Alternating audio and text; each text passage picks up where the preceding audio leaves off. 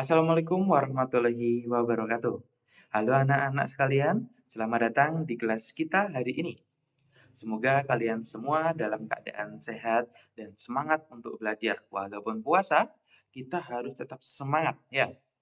Tapi sebelum kita memulai kegiatan pembelajaran hari ini, marilah kita berdoa terlebih dahulu agar pembelajaran kita hari ini diberkahi oleh Allah. Berdoa dimulai. Berdoa selesai. Oke, sekarang sebelum kita memasuki materi, Bapak ingin tahu bagaimana sih kondisi kalian hari ini? Karena Bapak tidak bisa tahu secara langsung, silakan kalian komen di bawah, silakan kalian tuliskan nama lengkap kalian dan juga kondisi kalian. Bisa berupa kata-kata ataupun emoticon yang berkaitan dengan perasaan kalian.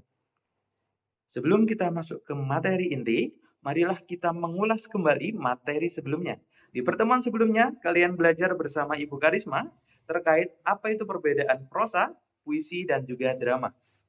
Jadi, prosa adalah bentuk tulisan bebas yang tidak terikat dengan aturan seperti rima atau bait. Sedangkan puisi adalah suatu karya sastra yang memiliki bentuk lebih terstruktur dan juga memiliki rima dan irama. Kemudian yang terakhir, apa itu drama? Drama adalah cerita yang diperankan oleh tokoh-tokoh melalui dialog. Jadi kalau drama intinya adalah di naskah berupa dialog. Paham? Hari ini kita akan belajar bersama mengenai unsur-unsur pembangun dalam suatu drama. Tujuan kalian hari ini yang pertama adalah memahami unsur-unsur pembangun drama berupa unsur intrinsik dan juga ekstrinsik. Kemudian yang kedua adalah kalian bisa menganalisis unsur-unsur tersebut dalam suatu teks drama.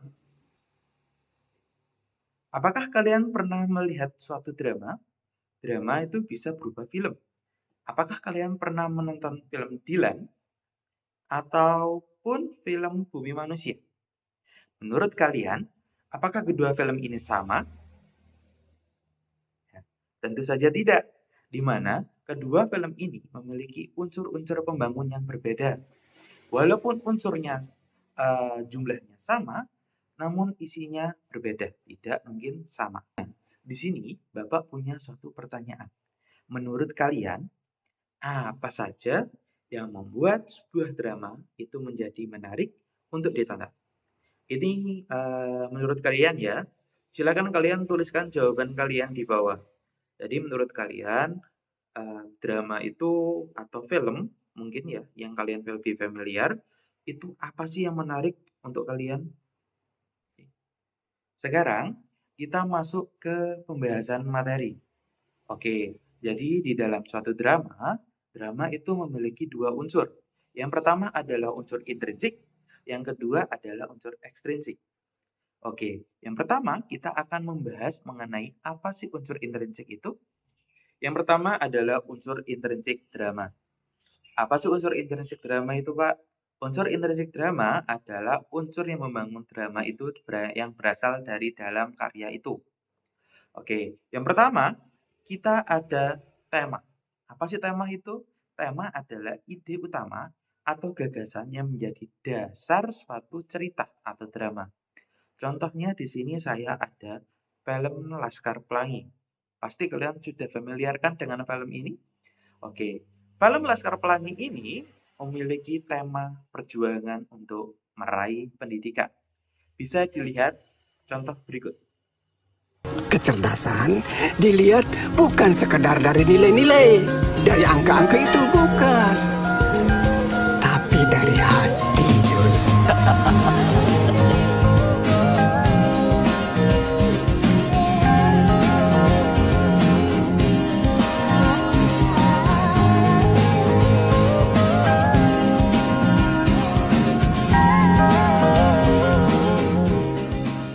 Yang kedua, ada alur.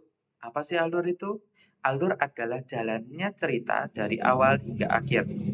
Dan jenis-jenis alur di dalam drama itu ada 3. Yang pertama adalah alur maju. Berarti ceritanya secara kronologis, urut. Yang kedua ada alur mundur. Berarti ceritanya diawali dari kejadian masa kini, lalu kembali lagi ke masa lalu. Kemudian yang ketiga ada alur campuran. yaitu gabungan dari alur maju dan juga alur mundur.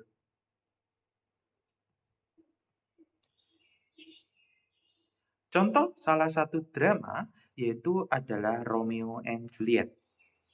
Di sini, Romeo dan Juliet adalah menggunakan alur maju, yaitu menggambarkan kisah cinta mereka hingga akhir yang tragis. Jadi, di film atau drama ini digambarkan secara urut, mulai dari awal hingga akhir.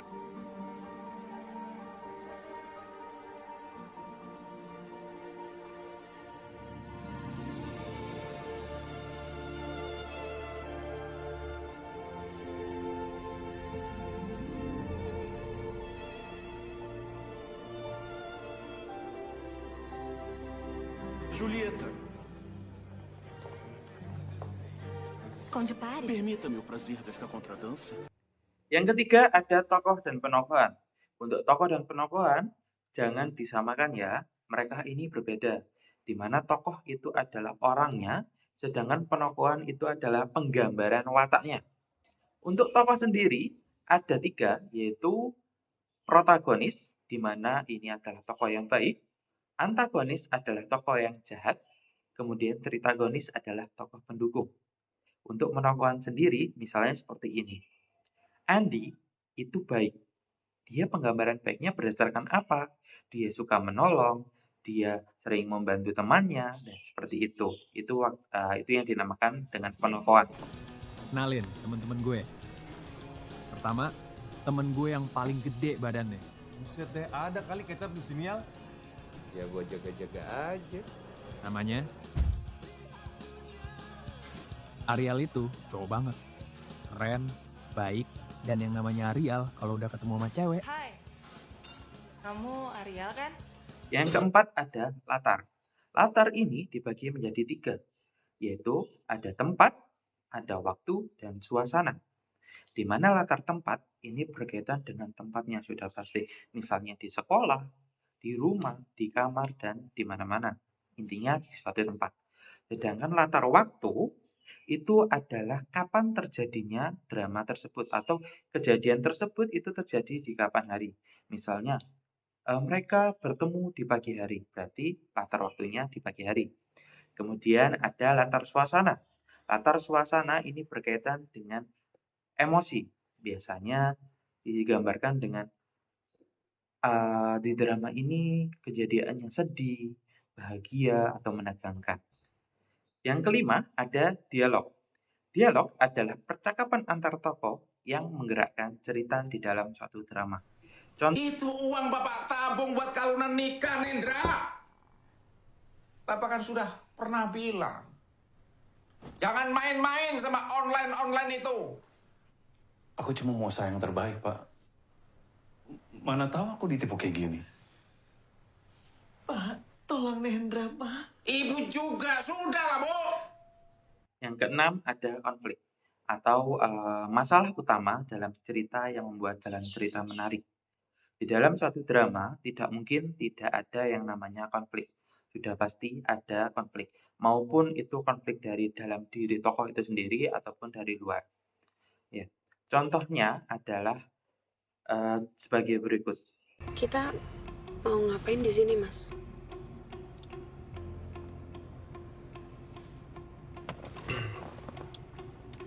Kalau kamu nggak mau, kita pulang aja. Yang ketujuh ada amanat. Amanat ini adalah pesan moral yang ingin disampaikan oleh penulis di dalam drama. Contohnya di sini ada film Laskar Pelangi, di mana amanatnya berupa jangan pernah menyerah dalam menggapai impian. Assalamualaikum. Waalaikumsalam. Selamat pagi anak-anak. Dalam pelajaran berhitung pagi ini, Bapak akan mengajarkan kalian cara menggunakan kalkulator. Nah, selanjutnya kita akan belajar mengenai unsur ekstrinsik drama. Apa sih unsur ekstrinsik itu? Unsur ekstrinsik adalah unsur yang berasal dari luar cerita, tetapi mempengaruhi isi cerita. Unsur-unsur ini meliputi yang pertama adalah latar belakang sosial. Latar belakang sosial ini berkaitan dengan kondisi saat drama ini dibuat. Contohnya ada film Bumi Manusia, di mana film ini dipengaruhi oleh kondisi sosial pada kolonialisme Belanda.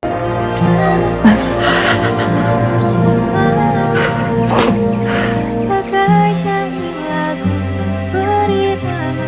Kita kan pernah bahagia. Kenang yang itu saja. Jangan yang lain.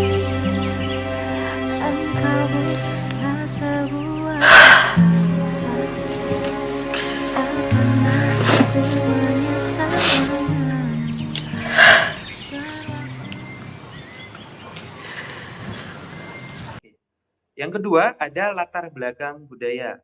Nilai-nilai budaya yang memengaruhi suatu drama. Contohnya di sini saya ada drama Ramayana, di mana di sini mencerminkan budaya Hindu di India. ओ लिख दी तेरे ना जिंदड़ी जानिए बस रहना तेरे नाल बेजुरिए रहना तू पल पल दिल के पास जुड़ी रहे तुझसे हर एक सांस सीने से तेरे सर को लगा के सुनता मैं रहूं नाम अपना ओ नाम अपना. Yang ketiga ada latar belakang sejarah, di mana ini berkaitan dengan peristiwa yang menjadi dasar drama. Contohnya ada drama Cut Nyak Dien. Di sini diambil dari sejarah perjuangan pahlawan Indonesia yang melawan Belanda. Yang keempat ada biografi pengarang. Ini berkaitan dengan kehidupan pengarang yang bisa memengaruhi isi drama. Contohnya ada drama Perahu Kertas, yang dimana ini terinspirasi dari pengalaman D.E. Lestari dalam dunia penulisan. Aku tahu. Kamu tahu. Hati ini juga tahu, Ki. Setelah kalian menonton video tadi, silakan kalian mempersiapkan diri untuk melakukan tugas secara individu, di mana tugas ini adalah untuk menguji kemampuan pemahaman kalian. Silakan kalian masuk ke kuisis berikut dan kalian kerjakan kuis ini secara jujur.